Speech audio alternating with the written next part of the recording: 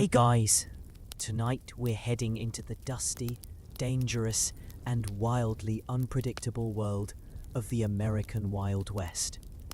Picture this. The sun is blazing overhead. Your boots are caked in dry mud, and the town ahead looks like it was built by someone who gave up halfway through. You're here to make a name for yourself, or at least survive the day. Spoiler alert, you probably won't survive this. So, before you get comfortable, take a moment to like the video and subscribe, but only if you genuinely enjoy what I do here. And if you're listening from somewhere interesting, drop your location and local time in the comments. I love seeing where you're tuning in from. Now, dim the lights, maybe turn on a fan for that soft background hum, and let's ease into tonight's journey together. You step off the rickety stagecoach, your legs stiff from hours of bouncing over uneven terrain. The driver tips his hat and mutters something about watching your back, which is comforting.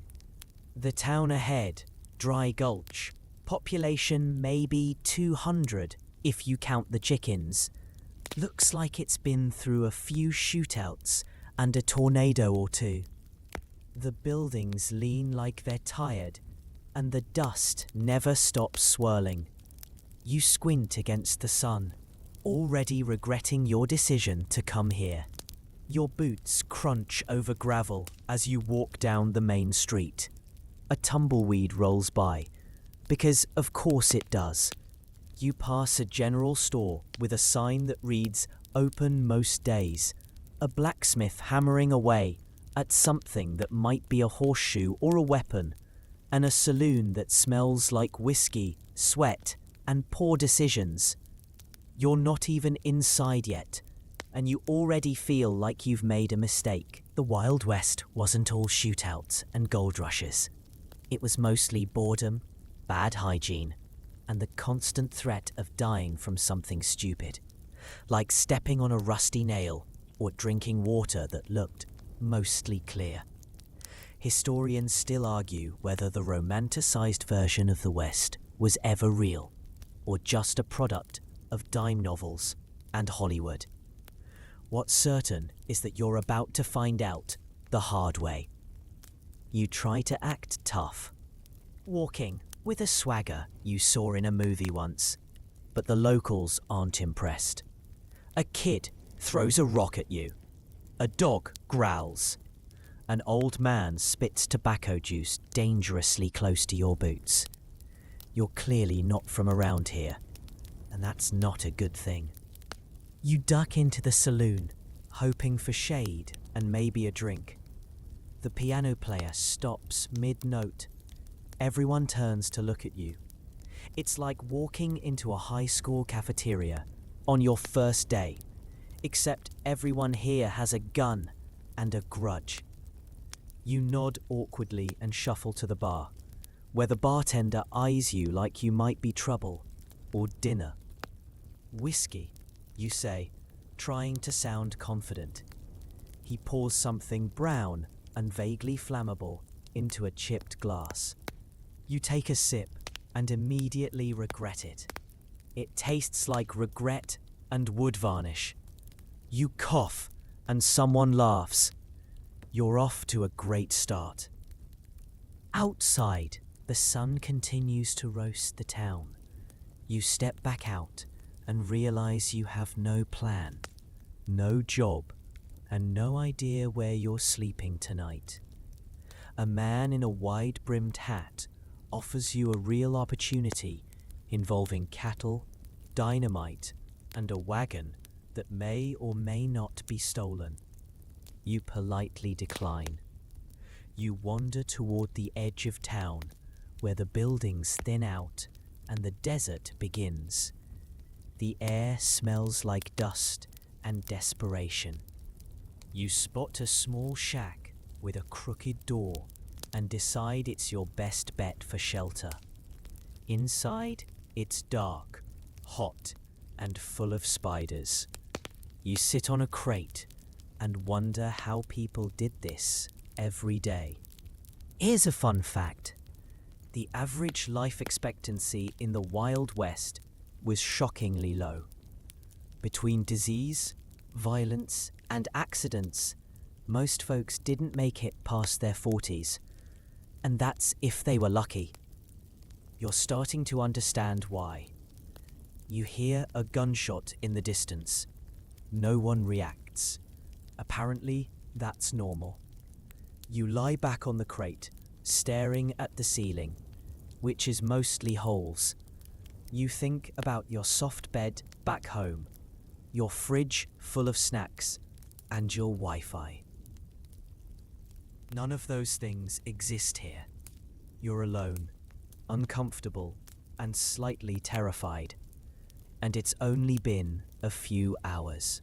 You wake up with your mouth dry as desert bone and your back screaming from the crate you mistook for a bed. The sun hasn't even fully risen, but the heat is already creeping in like an unwanted guest. You stumble outside, hoping for something, anything to drink. That's when you realize water isn't just scarce out here, it's practically mythical. The town's well is a few blocks away, guarded like it's Fort Knox. You join the line of dusty locals, each clutching a dented tin cup or a cracked jug. When it's finally your turn, the water that dribbles out is lukewarm, slightly yellow, and smells faintly of iron and disappointment. You hesitate, but thirst wins. You drink. You regret. Hydration in the Wild West was a gamble. Wells were often shallow, contaminated, or just plain dry. Rainwater was collected in barrels, but those barrels also collected bugs, bird droppings, and the occasional dead squirrel. Historians still argue whether frontier towns had any consistent method for water purification, or if people just built up a tolerance for whatever floated in their cup. You wander toward the river, hoping for something better. The water there looks clearer, but locals warn you not to trust it. "That's Cholera Creek," one man says, chewing on something that might be tobacco or just a really old raisin. "Killed half the town last spring." Back away, slowly. You remember reading about dysentery once, probably in a game where you died of it repeatedly. Now, it's not just a punchline, it's a real threat. You feel a rumble in your stomach and wonder if that whiskey-water combo from last night is staging a rebellion. Here's a quirky tidbit. Some settlers believed that adding a splash of vinegar to water made it safer. Others swore by whiskey, which probably didn't help, but at least made you care less. One traveling preacher claimed that prayer purified water. He died of typhoid. You try to find something else to drink. The general store sells hydration tonics, which are mostly sugar, alcohol, and a dash of something that smells like turpentine. You buy one out of desperation. It tastes like regret and burns all the way down. You're not sure if you're more hydrated or just slightly poisoned. Your lips crack. Your skin feels tight. You start fantasizing about ice cubes, faucets, and that overpriced bottle of mineral water you once scoffed at in a cafe. You'd pay $10 for it now. Maybe 20. Maybe your soul. You spot a group of cowboys sharing a jug. You ask if you can have a sip. They laugh and say, "Sure," if you wrestle Carl. Carl turns out to be a very large man with a very small temper. You decline. You sit under a tree, well, a stick with leaves, and try to conserve energy. The sun climbs higher, and the heat becomes oppressive. You sweat, but that just makes you thirstier. It's a vicious cycle. You start to understand why people in the West looked so grumpy in old photos. They were dehydrated and probably constipated. You remember that quirky fact about cactus water? You find a cactus, you try to drink from it, it ends badly. Turns out most cacti aren't safe to drink from unless you know exactly what you're doing. You don't. You end up with a mouthful of bitterness and a few new regrets. You ask a local how they deal with the water situation. He shrugs and says, "You get used to it, or you die." Comforting. You think about leaving town, heading somewhere with rivers, lakes, or even a functioning plumbing system. But the nearest civilized town is 3 days away by horse, and you still haven't figured out how to ride one without falling off. You're stuck. You try rationing your water, sipping slowly, pretending it's a fancy cocktail. It doesn't help. You dream of lemonade, iced tea, even lukewarm coffee. Anything but this metallic-tasting sludge. You hear about a spring in the hills, pure as angel tears, according to a man who smells like he hasn't bathed since Lincoln was president. You consider the hike, but it's uphill, through rattlesnake territory, and the last guy who tried it came back with one boot and no teeth. You decide to stay put. You drink what you can. You suffer. You learn that in the Wild West, water isn't just a necessity. It's a luxury, a currency, and sometimes a death sentence. And it's only day one. You shuffle back into town, lips cracked, stomach rumbling, and a vague sense of dread settling in your bones.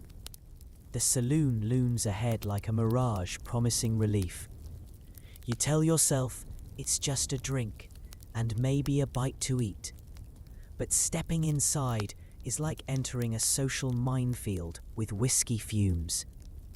The piano player resumes his tune, something jaunty and slightly off-key.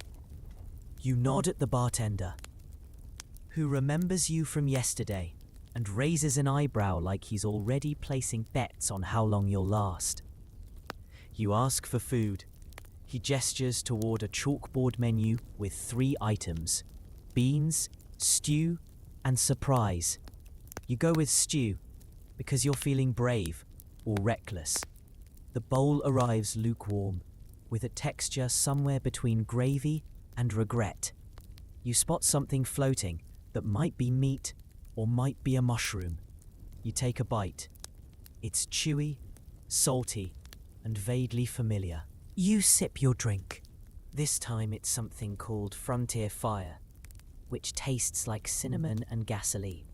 It burns going down, but at least it distracts you from the stew. A man next to you mutters about losing his horse in a poker game. Another brags about surviving a rattlesnake bite by biting it back. You nod politely and try not to make eye contact. Here's a mainstream historical fact. Saloons were the social hubs of frontier towns, offering food, drink, gambling, and occasional entertainment. But they were also breeding grounds for violence, scams, and the kind of hygiene violations that would make a health inspector weep. Historians still argue whether saloons helped build community or just accelerated chaos. You decide to play it safe and order beans. They arrive in a dented tin bowl, steaming and suspiciously shiny. You take a bite. They're bland, but at least they're identifiable. You're halfway through when a fight breaks out near the poker table. Chairs fly. Someone yells about cheating. You duck instinctively, clutching your beans like they're precious cargo. The bartender doesn't flinch. He's seen worse. You ask if this happens often. He nods. Every Tuesday and sometimes Thursday. Depends on the moon. You glance outside. It's a crescent. You make a mental note to avoid Thursdays. A man stumbles over, bleeding slightly from the forehead, and asks if you want to join a game. You decline. He shrugs and sits down, pulling out a deck of cards that looks like it's been through a flood. You wonder how anyone keeps track of rules in this place. You overhear a conversation about a traveling preacher who once tried to ban alcohol in town. He lasted 3 days before mysteriously disappearing. Probably found God, someone jokes, or a shallow grave. You sip your drink and pretend not to hear. You ask the bartender if there's any safer place to eat. He laughs. You're in the safest place, unless you count the church bake sale. But last time, someone used lard that turned. You nod slowly and return to your beans. Here's a quirky tidbit. Some saloons offered mock turtle soup, which didn't contain turtle at all, just calf's head and various spices. It was considered a delicacy. You're grateful your stew didn't wink at you. You finish your meal and consider leaving, but the heat outside is still brutal.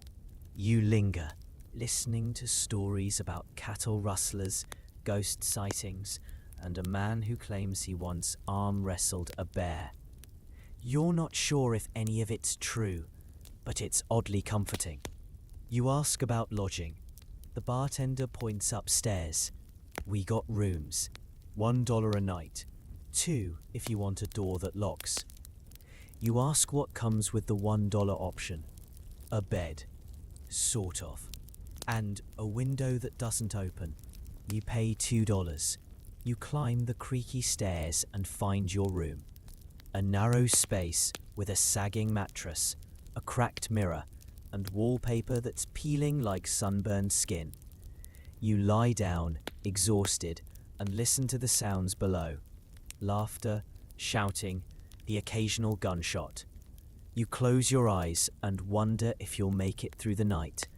And it's still only your first full day. You wake up groggy, limbs aching, and a faint smell of mildew clinging to your clothes. The mattress you paid $2 for feels like it was stuffed with rocks and broken dreams. You roll over and discover a flea doing laps on your arm. You flick it off, but you know it's not alone.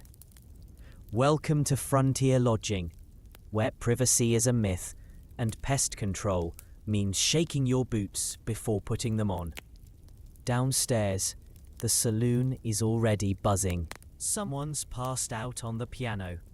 A man is snoring loudly in a chair, hat pulled low, hand still clutching a half-empty bottle. You step outside, hoping for fresh air, but the morning breeze carries the scent of horse manure and last night's stew. You sigh and stretch, trying to shake off the stiffness. You wander toward the outskirts of town, where the buildings thin out and the landscape turns to scrub and dust. You're looking for a quieter place to sleep tonight, something with fewer fleas and less chance of being mistaken for a poker cheat. You find a shack. It's leaning slightly, like it's contemplating collapse, but it's empty. You step inside. The floor is dirt. The walls are wood, but barely. There's a cot in the corner, covered in a blanket that looks like it's seen every plague known to man. You sit down. It creaks ominously. You lie back and stare at the ceiling, which is mostly sky. You're not sure if this is an upgrade or just a lateral move. Here's a mainstream historical fact.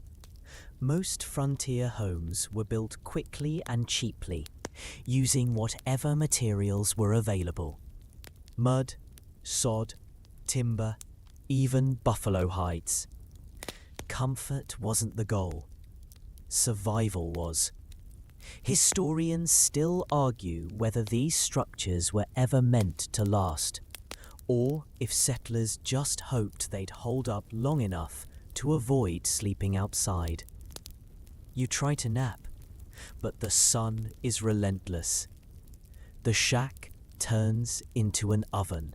You sweat through your shirt and consider digging a hole just to escape the heat.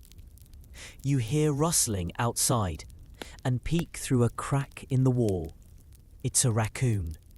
It stares at you like it owns the place. You wave. It doesn't wave back. You decide to explore other options. Maybe someone's renting a room. You ask around. One woman offers her barn loft for 50 cents a night. Comes with hay and a view of the pigs, she says. You accept. It's not glamorous. But it's better than the flea shack. That night, you climb into the loft, careful not to step on anything squishy. The hay is surprisingly soft, and the pigs below snore in harmony. You lie back and stare at the stars through a gap in the roof. It's peaceful, until a bat swoops by and you nearly fall off the ledge. You wrap yourself in a blanket and try to sleep. The sounds of the town fade into the distance. Laughter, shouting, the occasional gunshot. You drift off, dreaming of mattresses, air conditioning, and bug-free sheets. Here's a quirky tidbit. Some frontier folks slept with onions under their pillows, believing it warded off illness. Others hung garlic or wore sachets of herbs. You consider stuffing your pockets with mint leaves, just in case. You wake up in the middle of the night to a strange noise. Something's moving in the hay. You freeze. It's probably a mouse, or a snake, or a ghost. You don't investigate. You pull the blanket tighter and whisper a prayer to the gods of modern bedding. Morning comes with a rooster's scream and the smell of pig breakfast. You climb down, sore, but alive. You thank the woman and hand her the 50 cents. She nods and offers you a biscuit. It's hard as a rock, but edible. You chew slowly and try not to break a tooth. You realize that in the Wild West, sleep isn't restful, it's survival. You're always half alert, half uncomfortable, and fully aware that your bed might also be someone else's nest. You miss your pillow. You miss your mattress. You miss not waking up with hay in your ears. And it's still only your second night. You're hungry again. Not just I skipped lunch hungry. This is the kind of gnawing emptiness that makes you consider chewing on your boot. You wander into town, stomach growling like a mountain lion, hoping for something edible. The saloon is open, of course, but you've already risked your digestive system there. You need options. The general store has a sign that reads, "Groceries and Sundries," which sounds promising. Inside, it smells like dust, old leather, and something vaguely pickled.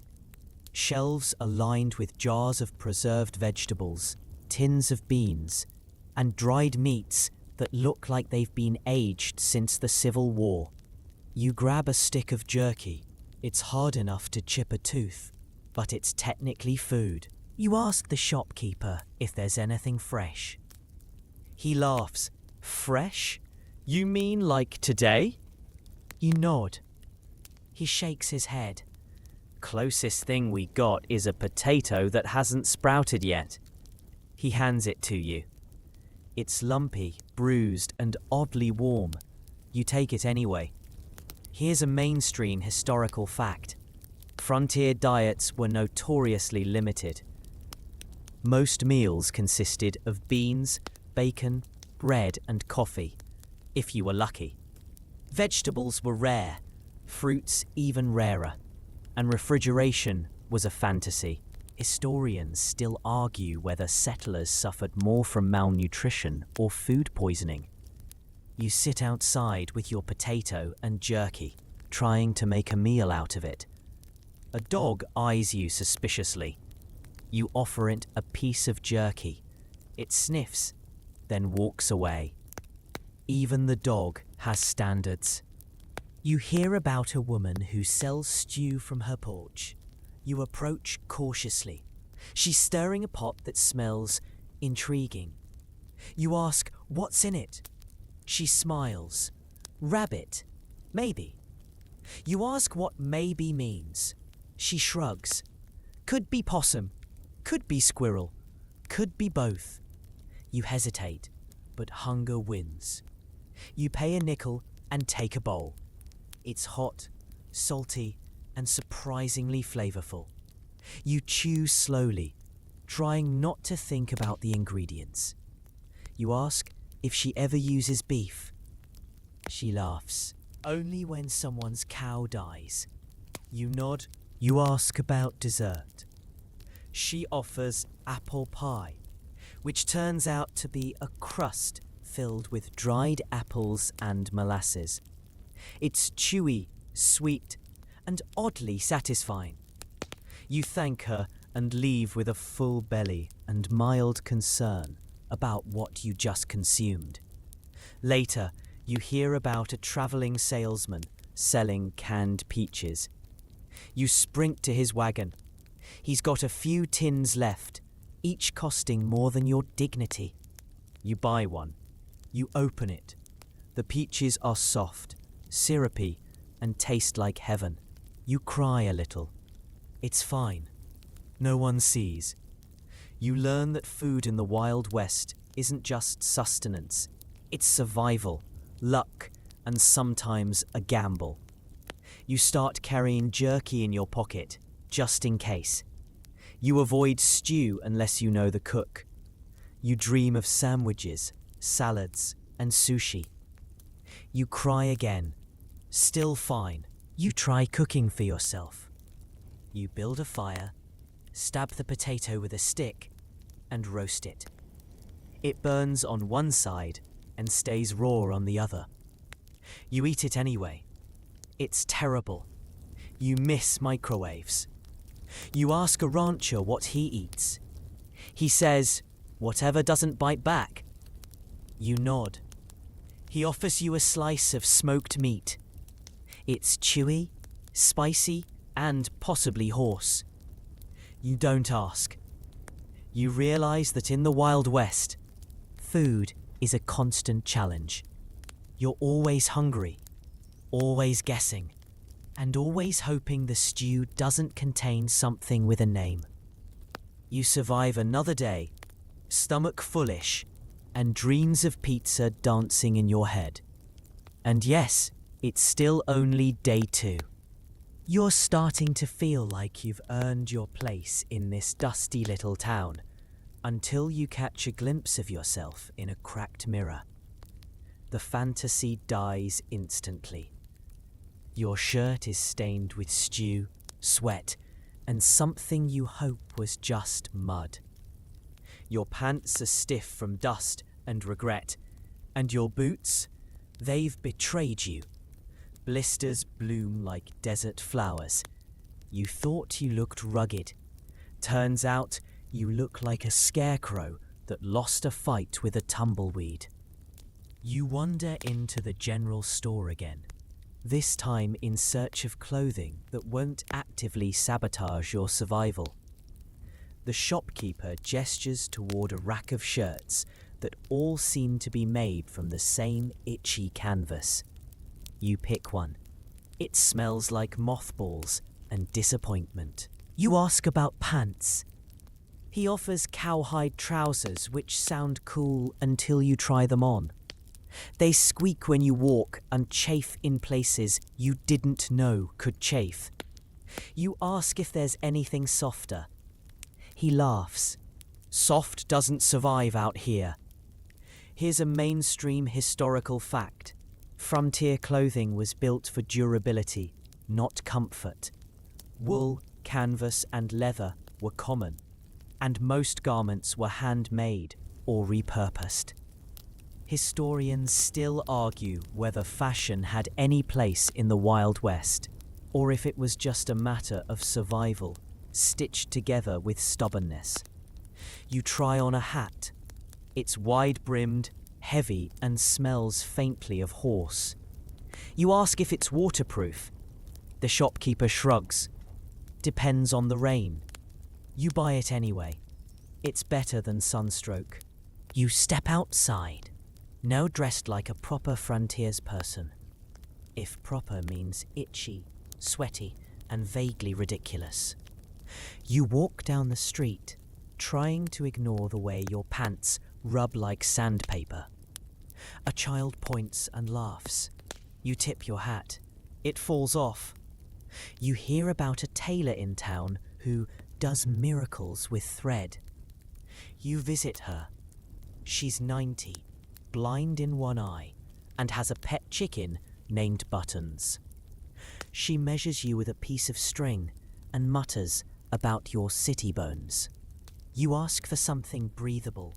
She hands you a shirt made from flour sacks. It's surprisingly comfortable. Here's a quirky tidbit.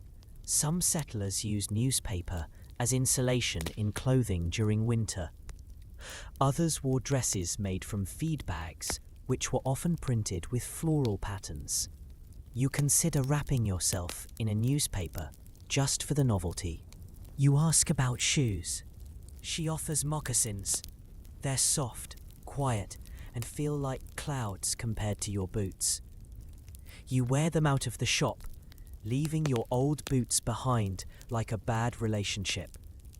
You walk through town, feeling slightly better, until it rains. The flour sack shirt absorbs water like a sponge. Your moccasins squish. You're soaked, cold, and suddenly nostalgic for your squeaky cowhide pants. You duck into the saloon, dripping and defeated. The bartender hands you a towel. It's small, rough, and smells like whiskey. You dry off and sit by the fire, wondering how anyone survived this fashion nightmare. You ask a cowboy how he deals with the heat. He says, you don't. You just sweat and hope you don't faint. You ask about winter. He laughs. Same thing, but with frostbite. You nod and sip your drink. You realize that in the Wild West, clothing isn't just a style choice. It's armor against the elements, the terrain, and your own poor decisions. You learn to layer, to patch, to accept that comfort is a luxury.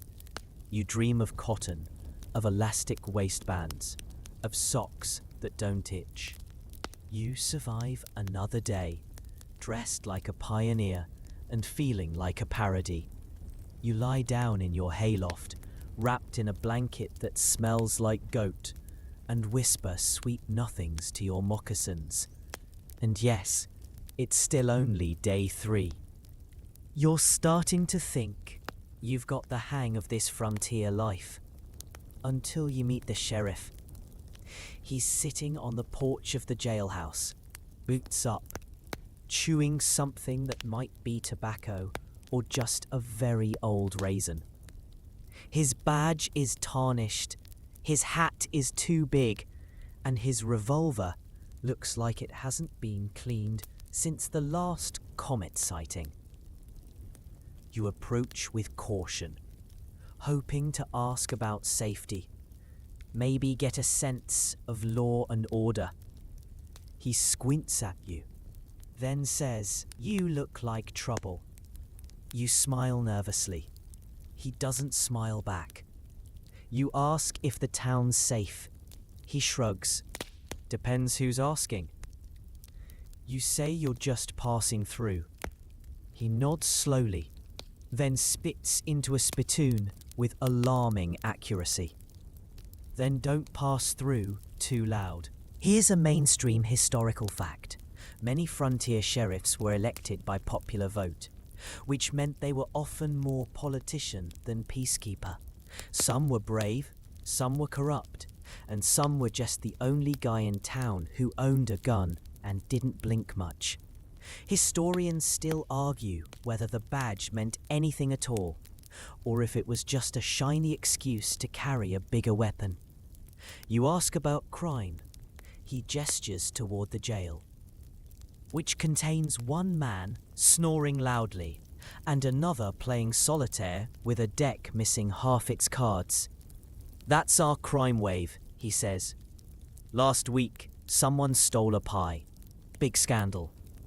You ask what happens if someone commits a serious crime. He leans in. "We handle it." You ask what handle means. He leans back. "Depends on the moon."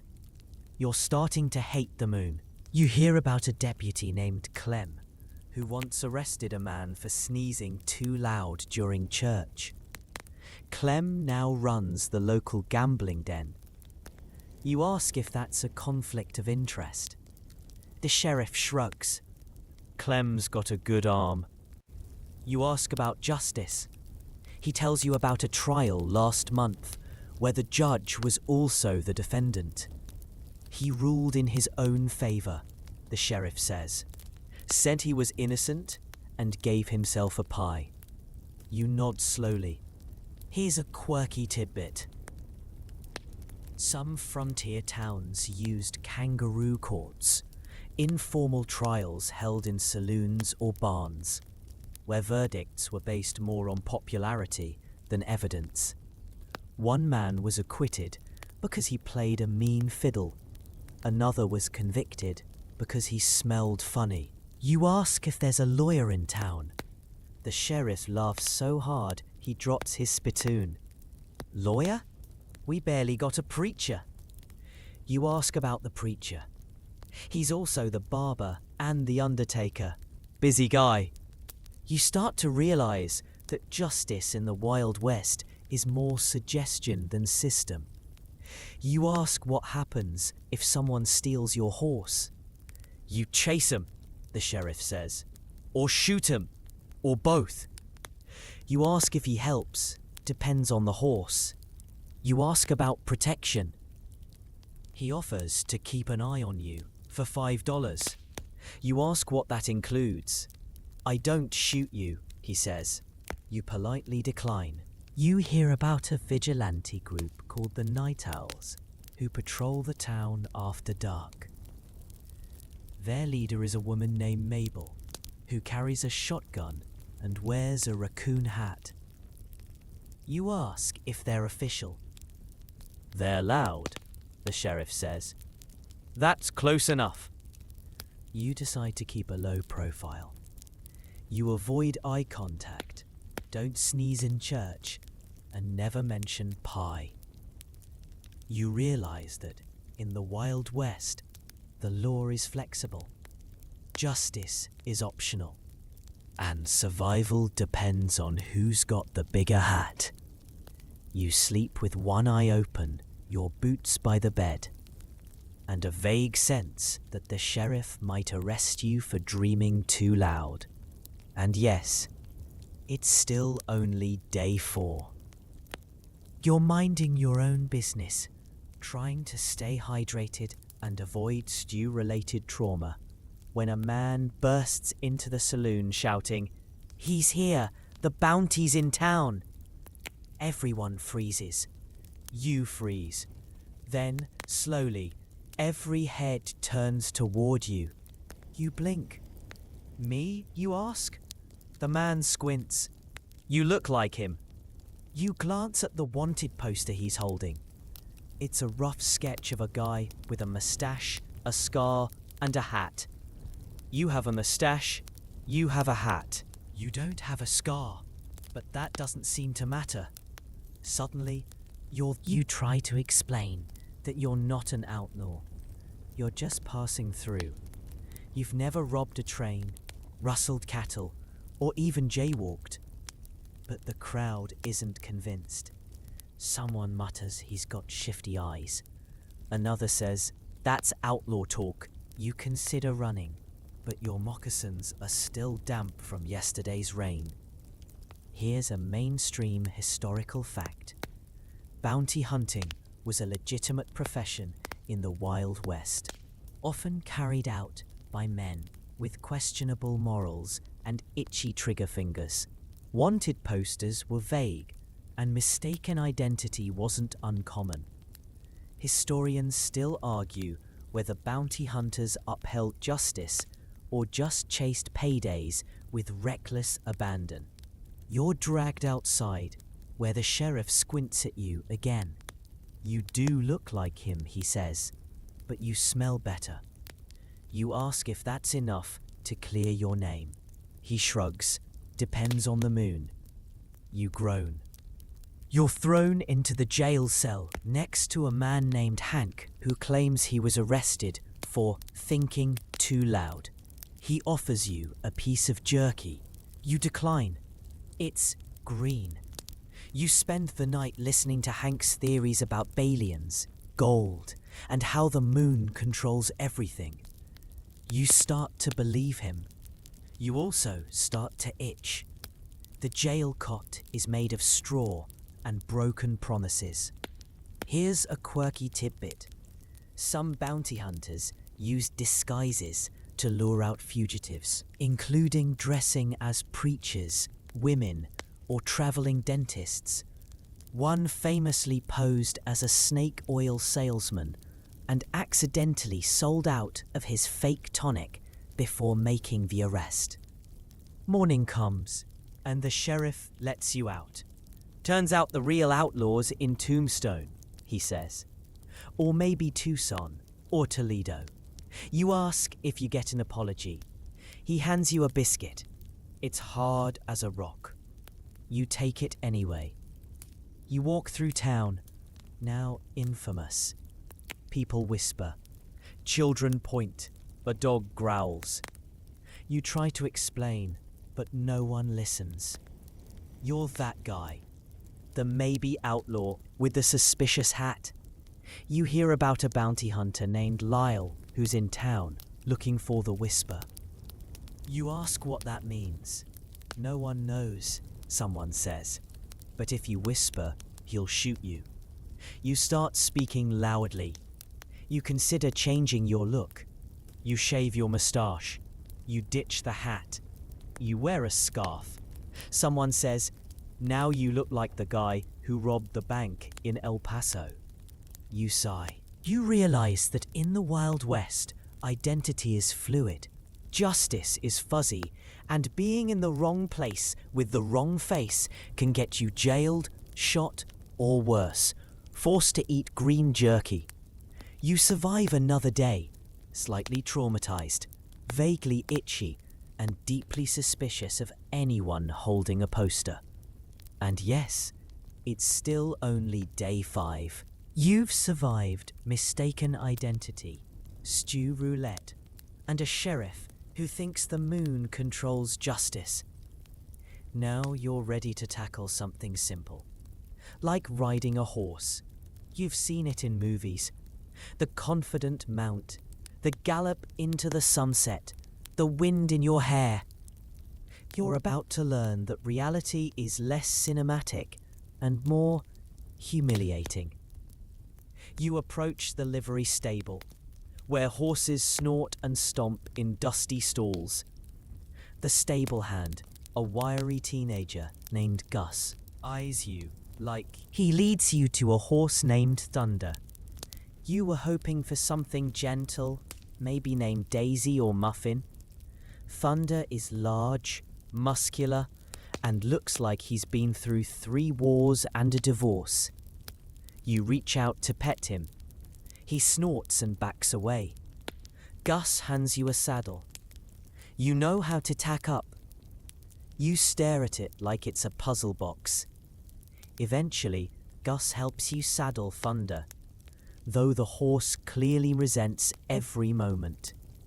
You climb up, awkwardly, using a barrel as a step. You sit tall, proud, and immediately start sliding sideways.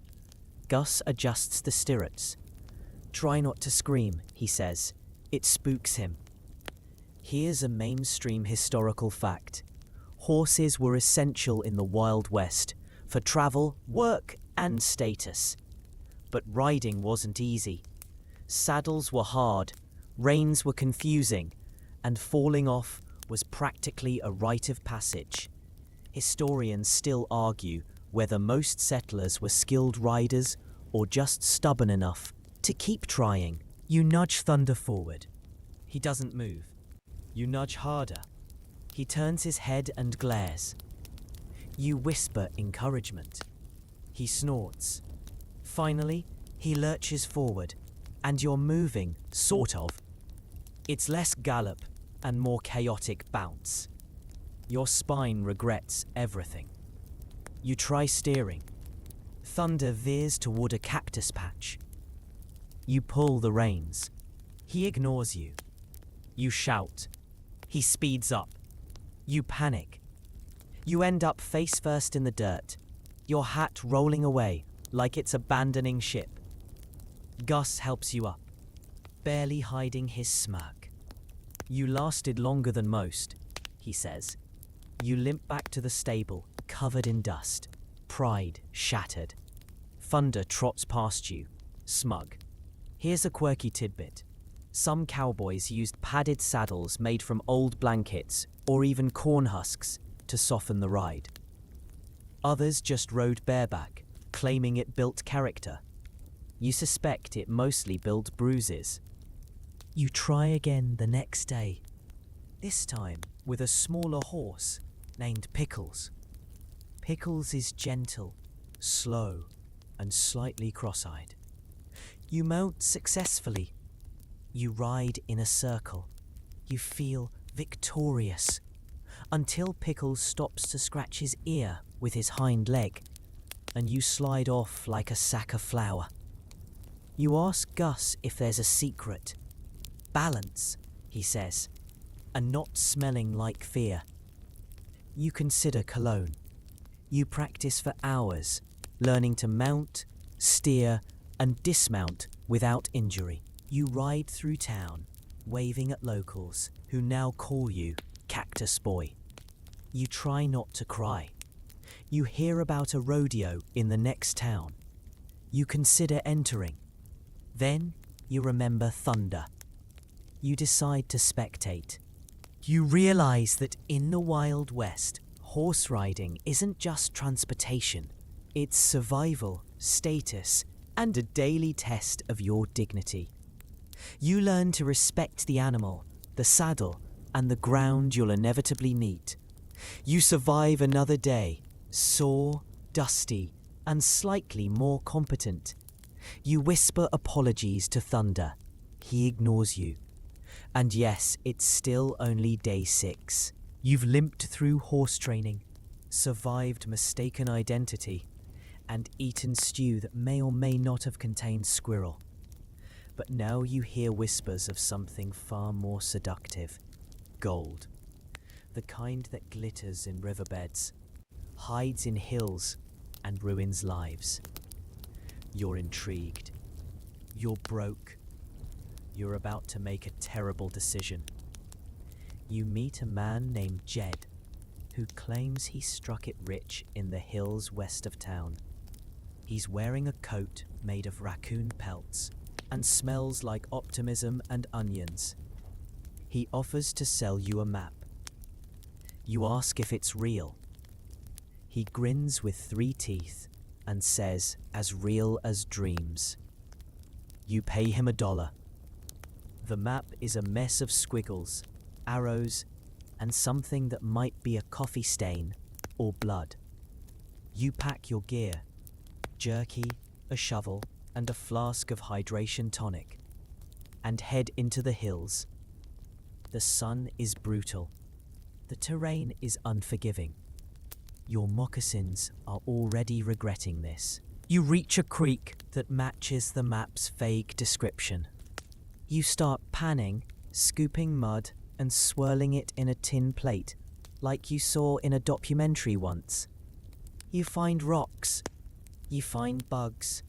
You find something shiny. Your heart leaps. You squint. It's a bottle cap. Here's a mainstream historical fact. The gold rush lured thousands to the west, many of whom found nothing but hardship. A few struck it rich, but most ended up broke, sick, or buried in shallow graves. Historians still argue whether the rush helped build America or just fed its appetite for chaos. You keep panning. You find glittering flecks. You cheer. Then a prospector nearby laughs. "That's mica," he says. "Fool's gold." You ask if it's worth anything. "Only if you're selling lies." You sigh. You dig into the hillside, hoping for a vein of gold. You hit clay. You hit rock. You hit something that smells like old stew. You back away. You try another spot. Your shovel breaks. You sit down and eat jerky that tastes like defeat. Here's a quirky tidbit. Some desperate miners used mercury to extract gold, unaware of its toxicity. Others followed divining rods or dreams. One man claimed a squirrel led him to a gold vein. He later married the squirrel. Allegedly, you camp overnight, surrounded by coyotes and regret. Your fire sputters. Your blanket smells like raccoon. You dream of riches, then wake up with a beetle in your ear. You scream. The coyotes laugh. You return to town, dirty, tired, and poorer than before. Jed sees you and waves. "Find anything?" he asks. You glare. He offers another map. You walk away. You hear about a gold strike near Dead Man's Gulch. You consider going. Then you hear the name again. Dead Man's. You reconsider. You realize that in the Wild West, gold fever is less about wealth and more about desperation. You learn that dreams glitter, but they also deceive. You decide to stick to saloon biscuits and avoid shiny rocks. You survive another day, slightly wiser, slightly poorer, and deeply suspicious of raccoon-coated men with maps. And yes, it's still only day 7. You're back in town, broke from chasing fool's gold and still nursing bruises from your horse encounter. You need money, real money, not raccoon map money. That's when someone mentions ranch work. "They're hiring," a man says, pointing toward a dusty trail that leads to a sprawling patch of land dotted with cows, fences, and the occasional angry rooster. You nod. You're desperate. You arrive at the ranch and meet the foreman, a leathery man named Buck, who speaks in grunts and smells like hay and tobacco. He looks you up and down. "You ever wrangle?" he asks. You say, "I've seen cows." He snorts. "That's cute." He hands you a rope, a pair of gloves, and a list of chores that reads like a punishment menu. Muck the stalls, mend the fence, feed the herd, and keep an eye on Bessie. You ask who Bessie is. He points to a cow the size of a small car, with eyes that say, "I dare you." You start with mucking. The stall is a horror show of smells and textures. You shovel, gag, and question your life choices. You move on to fence mending, which involves hammering nails into warped wood while dodging splinters and wasps. You feed the herd, who respond by nooing, stampeding, and one of them licking your ear. Then there's Bessie. She stares at you. You stare back. She charges. You run. You survive, barely. Here's a mainstream historical fact. Cowboy work was grueling, low paid, and often seasonal. Ranch hands worked long hours in harsh conditions, dealing with unpredictable animals and even more unpredictable weather. Historians still argue whether the romantic image of the cowboy matches the brutal reality. You eat lunch with the crew. Beans, biscuits, and coffee strong enough to melt a spoon. You ask how long the workday is. Buck says, sun up to sundown. Longer if the cows get ideas. You nod and sip your coffee. Your spoon dissolves. You're assigned to herd duty. You ride Pickles, your slightly cross-eyed horse, and try to guide the cattle. They ignore you. One wanders into a creek. Another tries to climb a fence. You shout, wave your arms, and eventually just follow them, hoping they know where they're going. You hear about a cowboy named Slim who once herded 300 cattle solo during a thunderstorm. He lost half, someone says, but the other half respected him. You ask if Slim's still around. He's a preacher now. Says cows taught him patience. Here's a quirky tidbit. Some cowboys sang to the cattle at night to calm them. Songs ranged from lullabies to improvised ballads about beans and heartbreak. One cowboy reportedly sang opera. The cows didn't appreciate it. You try singing. The cows scatter. You stop. You spend the afternoon branding calves, which involves fire, precision, and a strong stomach. You mess up. Buck sighs. That one's yours now. You name it, regret. You clean tack, scrub troughs, and chase a chicken that stole your glove. You learn that cowboy work isn't just hard, it's You sleep in the bunkhouse, surrounded by snoring ranch hands, and the smell of leather and sweat. Your cot is slightly softer than hay. You dream of cows, fences, and Bessie's eyes. You survive another day, slightly stronger, slightly smellier, and deeply aware that cowboy life is not for the faint of heart or the clean of shirt. And yes, it's still only day 8. You're back in town, sore from ranch work and still haunted by Bessie's glare. You think you've earned a break. Maybe a quiet walk, a little sightseeing. That's when you hear about the nearby canyon trail. Beautiful views, cool breezes, and some old native stuff. You're intrigued. You pack a snack and head out. The trail winds through rocky terrain, dotted with sagebrush and the occasional lizard doing push-ups. You reach the canyon and pause. It's stunning. Red cliffs, ancient petroglyphs, and a silence that feels sacred. You step forward, boots crunching softly. Then you hear a voice behind you. Careful where you walk, says a man in a beaded vest, leaning on a carved staff. His name is Elijah. He's part Apache, part storyteller, and all presence. You apologize. He nods. This land remembers. You ask about the carvings. He explains their messages, stories, warnings, prayers. You ask if they're old.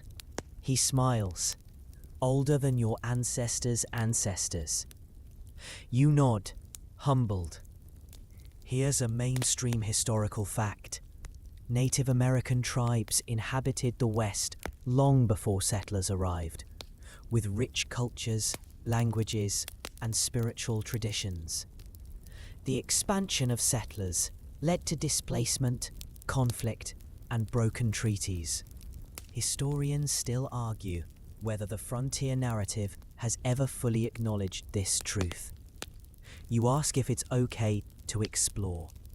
Elijah gestures to a path. Stay on the trail. Don't take anything. Don't leave anything. You promise.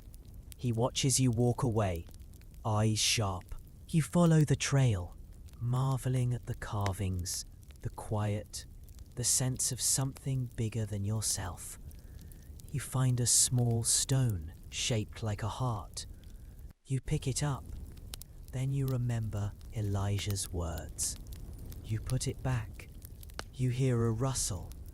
A group of riders approaches. Locals, not tourists. They glance at you, then at the carvings. One spits. Just old scratches, he says. You feel a flicker of anger. You say, "They're stories." He laughs. "Then tell one." You stay silent. Here's a quirky tidbit. Some tribes used talking rocks, stones placed in sacred spots. You return to Elijah. You ask if settlers ever respected the land. He sighs. Some tried, most didn't. They saw dirt, not memory. You ask what you can do. He shrugs. Listen, learn, don't pretend to know. You thank him. He nods. Come back when you're ready to hear more. You walk away, changed.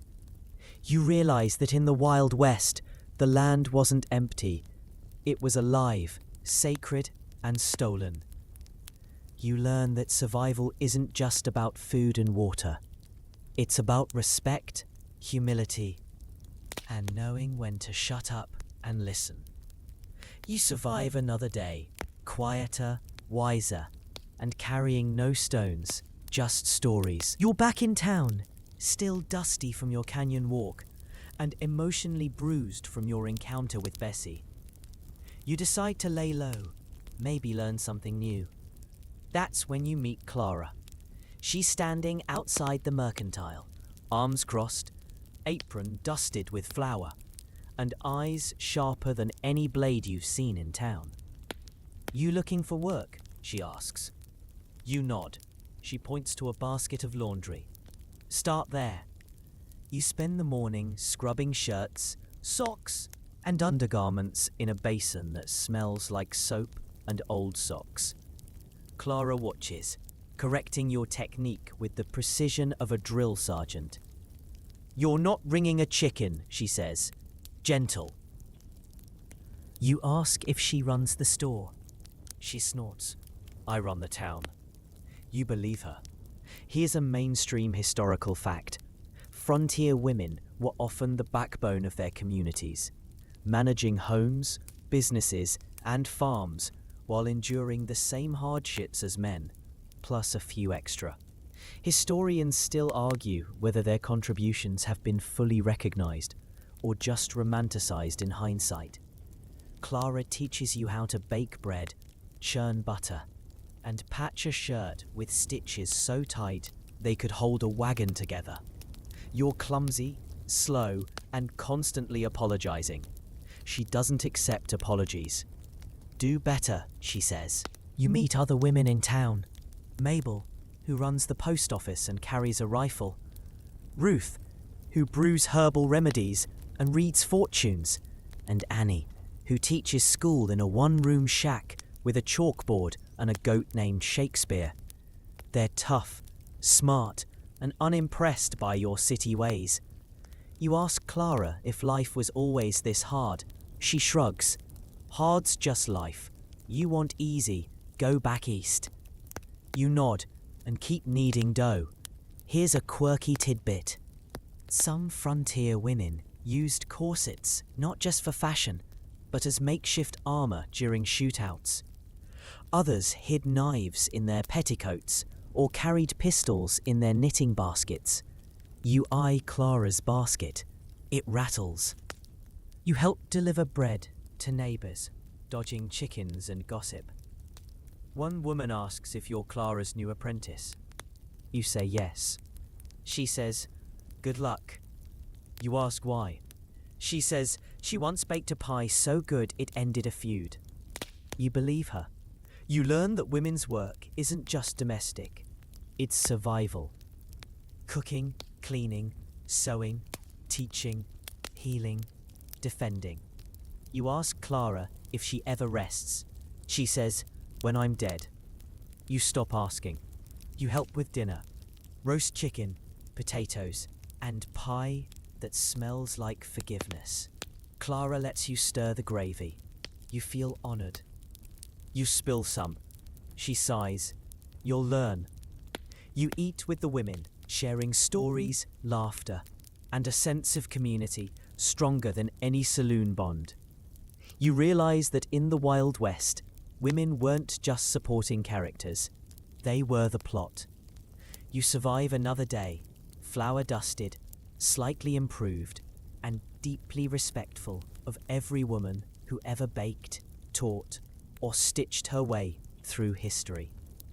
And yes, it's still only. You've scrubbed laundry, baked bread, and earned the grudging respect of Clara. You're feeling almost competent. Until you meet a man selling miracle tonic from a wagon covered in glitter and lies.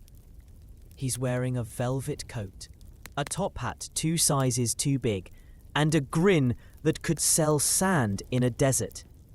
"Step right up," he shouts. "Cure your cough, clear your skin, and make your horse love you again." You pause. Your horse still hasn't forgiven you for the cactus incident. You inch closer. He holds up a bottle filled with amber liquid. Made from rare herbs, mountain spring water, and a touch of frontier magic. You ask what's in it. He winks. Trade secret. You ask if it's safe. He nods. Safer than marriage. You buy a bottle. You drink a sip. It tastes like whiskey, vinegar, and something that might be cinnamon or regret. Your stomach gurgles. You ask if it's supposed to do that. He says, "That's the healing starting." Here's a mainstream historical fact. Snake oil salesmen were common in the Wild West, peddling tonics that promised everything from eternal youth to instant wealth. Most were alcohol-based, some contained opiates, and a few were outright poisonous. Historians still argue whether these salesmen were clever entrepreneurs or dangerous frauds. You ask around.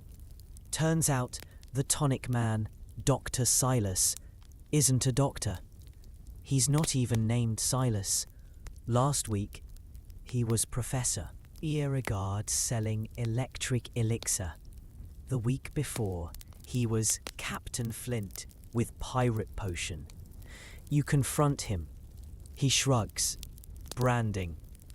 You hear about a woman who drank 3 bottles and claimed she could speak to squirrels. Another man used it to clean his boots. They sparkled. He lost a toe. Here's a quirky tidbit. Some tonics were marketed as brain food, claiming to boost intelligence. One popular brand contained cocaine. Another was just maple syrup and hope. You try another sip. Your vision blurs slightly. You sit down. A dog licks your face. You feel enlightened. You ask Clara what she thinks of the tonic. She snorts. "I'd rather drink dishwater." You ask if it works for anything. "Makes good paint remover," she says. You decide to test it. You clean a rusty pan. It shines. You clean your boots. They squeak. You clean a window. It dissolves. You stop testing. You realize that in the Wild West, medicine is a gamble, health is a luxury, and trust is a currency you can't afford to spend. You learn to ask questions, read labels, and avoid men in velvet coats. You survive another day, slightly buzzed, vaguely sparkly, and deeply skeptical of anything labeled miracle. And yes, it's still only day 11. You wake up with a strange taste in your mouth, probably leftover tonic, and a new ache in your back that feels like it's trying to send a message. You step outside, hoping for a breeze, and instead get slapped by a wall of heat so intense it feels personal. The sky is clear, the sun is merciless. The air smells like scorched earth and impending doom. You squint toward the horizon. Dust is rising. Not the poetic kind. This is the kind that gets in your eyes, your ears, and your soul. You ask a local if this is normal. He shrugs. It's Tuesday. You try to find shade. There isn't any. The buildings are too short. The trees are too dead. And your hat is still recovering from the last rainstorm. You wrap a bandana around your face and trudge toward the general store, hoping for relief. The door creaks. The air inside is only slightly cooler, scented with pickles and desperation. Here's a mainstream historical fact. The weather in the Wild West was brutal and unpredictable.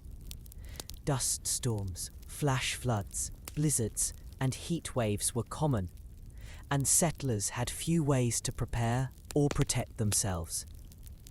Historians still argue whether climate was the greatest threat to survival, or just the most consistent one. You buy a jug of water and step back outside. The wind picks up. Dust swirls. You blink rapidly, trying to keep your eyeballs from turning into sandpaper. A tumbleweed rolls by, followed by a chicken that looks like it's reconsidering its life choices. You hear a whistle. A man shouts, "Storm's coming!" You look up. The sky is turning brown. The wind howls. You run. You dive into the saloon just as the dust storm hits. The windows rattle. The door slams. Inside, people hunker down, wrapping scarves around their faces and sipping whiskey like it's protective gear. You ask how long it'll last. Could be an hour, someone says. Could be a week. You groan. Here's a quirky tidbit. Some settlers used wet blankets to seal windows during dust storms. Others stuffed cracks with newspaper or cow dung. One man built a wind-powered fan system that blew dust into his neighbor's house. He was not popular. You wait out the storm, coughing occasionally and wondering if your lungs will ever forgive you. When it finally clears, the town looks like it's been buried. Sand covers everything. Your boots crunch as you walk. You find your horse. He's wearing your hat. You decide to head toward the river, hoping for cooler air. You get halfway there when the sky darkens again, this time with clouds. Thunder rumbles. Rain falls. Not gentle rain. This is flash flood rain, the kind that turns dry creeks into raging rivers and roads into regrets. You scramble uphill, slipping on mud and cursing your moccasins. Water rushes past, carrying sticks, rocks, and someone's laundry. You reach a ridge and watch the flood tear through the valley. It's terrifying. It's beautiful. It's a reminder that nature doesn't care about your plans. You ask a rancher how he deals with the weather. He says, "I don't. I just survive it." You ask if it ever gets easier. He laughs. "No, but you get better at complaining." You realize that in the Wild West, the weather isn't just inconvenient. It's a force. It shapes lives, ruins crops, and tests your will to keep going. You learn to read the sky, respect the wind, and never trust a sunny morning. You survive another day, wind-blown, soaked, and slightly wiser. You whisper thanks to your hat. It doesn't respond, but you know it's listening. And yes, it's still only day 12. You wake up coughing. Not from illness, just from the lingering dust in your lungs and the faint scent of whatever tonic you spilled on your blanket last night. You sit up, stretch, and decide it's time to send a letter home. Maybe let someone know you're still alive, mostly intact, and only mildly traumatized. You head to the post office, which is also the town's schoolhouse, occasional courtroom, and home to Mabel, the rifle-carrying postmistress with a glare that could curdle milk. She's sorting envelopes with one hand and stirring porridge with the other. You ask if you can send a letter. She grunts. If the mail train shows up. You ask when that might be. She shrugs. Could be today, could be next month. Depends on bandits, floods, and whether the conductor's wife lets him leave. You nod slowly. You sit at a desk and start writing. Dear family, you begin. Then you pause. How do you explain the stew, the sheriff, the horse named Thunder, and the raccoon-coated map salesman? You settle for, I'm alive, barely. You finish the letter, fold it, and hand it to Mabel. She sniffs it. No perfume. Good. She stamps it with something that looks suspiciously like a boot heel and tosses it into a sack labelled Eventually. Here's a mainstream historical fact. Mail delivery in the Wild West was notoriously unreliable. Riders faced harsh terrain, hostile encounters, and unpredictable schedules. The Pony Express was fast but short-lived, and many towns relied on sporadic stagecoach deliveries. Historians still argue whether communication delays shaped frontier isolation or just made gossip more dramatic. You ask if you can send a package. Mabel eyes your bundle. What's in it? You say. Jerky and regrets. She nods. Standard fare? She weighs it using a scale that's also a frying pan. $2. You pay. She tosses it into a bin labelled Hope. You hear about a man who sent a love letter to his sweetheart in Kansas. It arrived 3 years late. She'd married someone else. He married the mail carrier, allegedly. Here's a quirky tidbit. Some frontier towns used carrier pigeons for short-distance messages. Others relied on smoke signals, mirror flashes, or shouting really loud from hilltops. One town trained a goat to deliver notes. It ate most of them. You ask if there's incoming mail. Mabel checks a drawer. We got a postcard from 1872 and a catalogue for corsets. You ask if you can read the postcard. It says, send beans. You feel seen. You decide to wait for the mail train. You sit on the porch, sipping coffee and watching the horizon. Hours pass. A tumbleweed rolls by. A dog naps. A man walks by carrying a banjo and a chicken. No train. You ask Mabel if she ever gets frustrated. She says, I used to. Then I accepted that time is optional out here. You nod. You're starting to believe it. You realize that in the Wild West, communication is a luxury, patience is a virtue, and the phrase lost in the mail is more lifestyle than excuse. You learn to write clearly, expect delays, and never send anything you can't afford. You sent a letter that may or may not arrive before the next century, survived a dust storm, and learned that tonic is better suited for polishing boots than curing ailments. You're starting to think about escape. Not just a break, but a full-on departure. That's when you hear it. The whistle of a train. It's distant, ghostly, and oddly hopeful. You follow the sound to the edge of town, where a single track snakes through the desert like a promise. A small crowd has gathered, squinting into the horizon. She's late, someone mutters. She's always late. You ask where the train's headed. East, a man says. Or west. Depends on the mood. You ask when it'll arrive. He shrugs.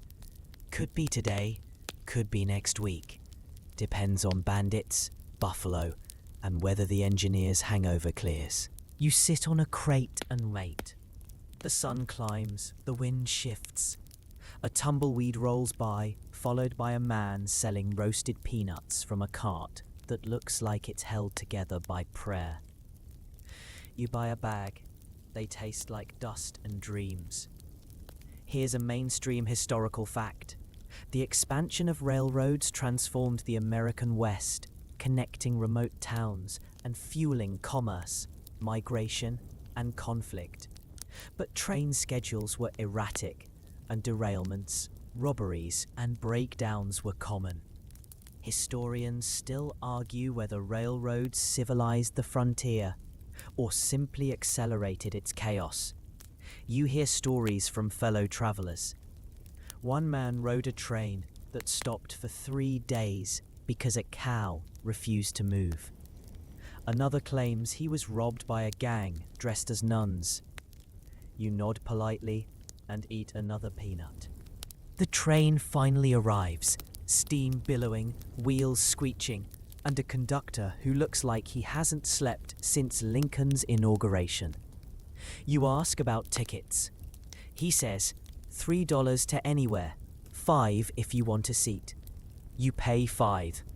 You climb aboard, settling into a wooden bench that's somehow harder than the ground. The car smells like sweat, tobacco, and mystery stew. You sit next to a woman, knitting something that might be a scarf or a trap. She nods. You nod back. The train lurches forward.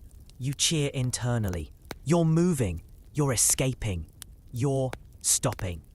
The train halts 10 minutes later. Bandits, someone whispers. You duck. Masked riders approach, guns drawn, demanding valuables. You offer peanuts. They take them. One asks if you have tonic. You hand over the bottle. He sniffs it, winces, and rides off. You survive. Here's a quirky tidbit. Some trains in the Wild West carried armed guards disguised as passengers. Others had secret compartments for gold, mail, or pies. One train was robbed by a man who apologized after every theft. He was nicknamed Sorry Sam. The train resumes its journey, rattling over tracks that creak ominously. You pass through ghost towns, cattle ranches, and a field of sunflowers that feels like a hallucination. You nap briefly, dreaming of soft beds and punctual schedules. You arrive at a junction town, bigger, louder, and somehow even dustier than Dry Gulch. You disembark, legs stiff, heart hopeful. You ask if this town has plumbing. Someone laughs. You sigh. You realize that in the Wild West, trains are less escape and more adventure. They promise movement, not comfort. They offer stories, not certainty. You learn to pack light, sit tight, and never trust a schedule. You survive another day, slightly shaken, slightly robbed, and deeply grateful for your seat. And yes, it's still only day 14. You step off the train, legs still vibrating from the ride, and realize this new town, Gravel Hollow, is somehow even grimmer than Dry Gulch. The buildings lean like they've given up. The streets are quiet. and the wind carries a faint scent of rust and old sorrow.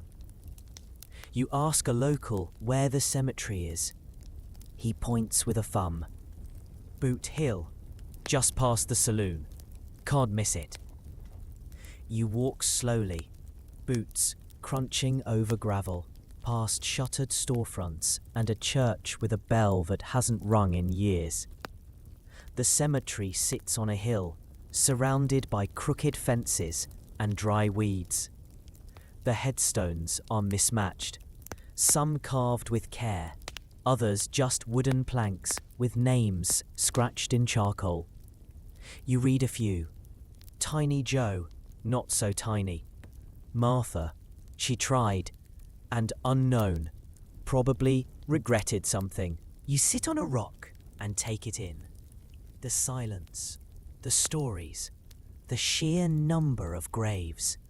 You ask a man tending one of the plots, how many are buried here? He shrugs. Hard to say. Some folks got buried twice. You blink. He doesn't elaborate. Here's a mainstream historical fact. Boot Hill cemeteries were common in frontier towns, named for the many who died violently with their boots on. These graveyards often held outlaws, lawmen, and unlucky settlers. Historians still argue whether the high death toll was due to violence, disease, or just bad luck. You walk among the graves, reading epitaphs that range from poetic to painfully honest. One reads, "Shot over a card game." Another, "Ate the wrong berries." You pause at a stone that simply says, "Oops." You hear about a man named Lester who dug graves by day and played fiddle by night. He buried half the town, someone says, and serenaded the other half. You ask if he's still around. He's in plot 42, buried with his fiddle. Here's a quirky tidbit. Some frontier towns held funeral parties where mourners drank, danced, and swapped stories about the deceased. One town buried a man with a bottle of whiskey and a note that said, "Save me a seat." You ask if anyone still gets buried here. The caretaker nods. Sometimes, when the train's late and the doctor's drunk. You ask if there's a doctor. Sort of. He's also the bartender. You sit quietly, watching the sun dip behind the hills. The wind picks up, rustling the dry grass. You think about all the people who came west, chasing dreams, and found only dirt. You think about how close you came to joining them, between the stew, the sheriff, and the horse named Thunder. You realize that in the Wild West, death wasn't dramatic. It was constant. It came by bullet, by snake bite, by bad stew, and worse decisions. You learn to respect the silence, the stories, and the stubbornness of those who stayed. You survive another day, humbled, quiet, and deeply aware that every step you take is on someone's forgotten dream. And yes, it's still only day 15.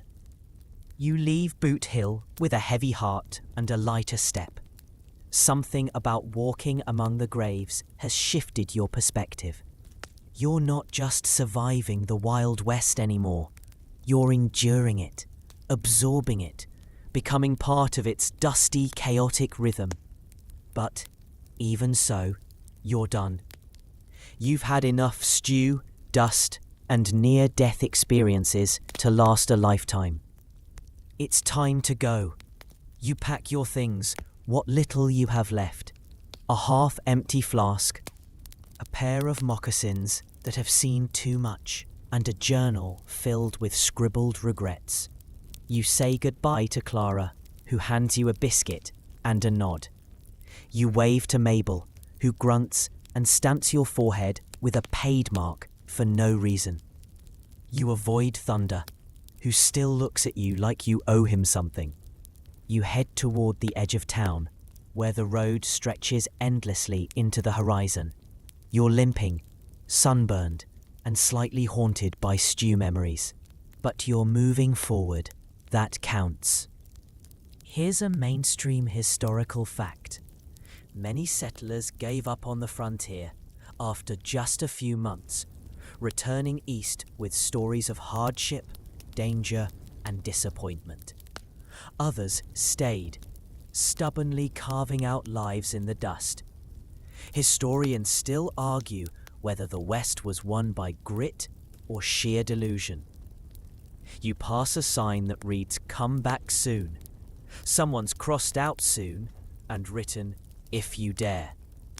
You chuckle, you cough, you keep walking. You hear a wagon approaching. The driver offers you a ride. You climb aboard, grateful for the break. He asks where you're headed. You say, "Anywhere with plumbing." He nods. "That's a rare destination." Here's a quirky tidbit. Some frontier towns advertise themselves with slogans like "No cholera in weeks" or "Only 2 shootings this month." One town claimed to be mostly snake-free. It wasn't. You ride in silence, watching the landscape shift from scrub to grass to something that almost resembles civilization. You pass a telegraph pole. You cry a little. You see a building with glass windows. You cry harder. You arrive in a town with sidewalks, signs, and a hotel that doesn't smell like stew. You check in. The bed is soft. The water is clear. The food has labels. You sleep for 12 hours. You wake up and write a letter. "I survived the Wild West. Barely. I'm never going back." You realize that the frontier wasn't just a place. It was a test of patience, of resilience, of your ability to eat mystery meat without crying. You passed, sort of. You survive your final day, whole-ish, wiser, and ready to forget everything except the pie. And now, let's wind down. The wind down begins slowly, like the sun dipping behind the hills after a long, unforgiving day. You're no longer trudging through dust or dodging bandits. You're resting, finally, in a place where the air is still and the silence is kind. Let your breath soften. Let your shoulders drop. You've made it through the chaos, the confusion, and the cow pies. You've felt the sting of sunburn, the ache of saddle sores, and the quiet terror of stew with no known origin. And yet, here you are, safe, warm, and gently amused by the absurdity of it all. The Wild West was never meant to be easy. It was a place of extremes, of grit and grime, of hope and heartbreak. But now, as the dust settles and the stars begin to blink overhead, you can let go of the tension. Let go of the cactus bruises. Let go of the raccoon-coated map salesman. Let go of thunder's judgmental eyes. You're back in your own time now, where the water is clean, the biscuits are optional, and the mail actually arrives. You've earned this rest. You've earned this peace. So close your eyes. Let the soft hum of the fan carry you. Let the memory of tumbleweeds and tin cups fade into the background. You're not in the Wild West anymore. You're home. Sleep well, brave traveller.